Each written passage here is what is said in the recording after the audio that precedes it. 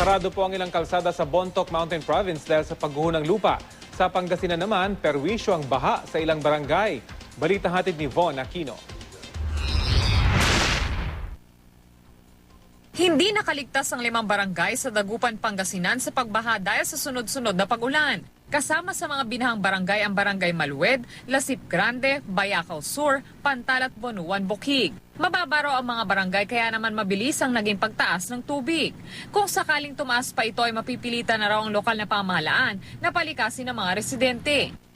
Ganon din ang sitwasyon sa Kalasyaw, Pangasinan. Ang ilang residente napilitan na lang lumusong sa tubig. Wala pa namang inililikas na residente roon, pero handa na raw ang mga evacuation centers sakaling kailanganin ng mga ito. Nagkaroon naman ng pagguho ng lupa sa isang bahagi ng Barangay Kupang sa Antipolo City. Lumambot daw kasi ang lupa dahil sa sunod-sunod na pag-ulan.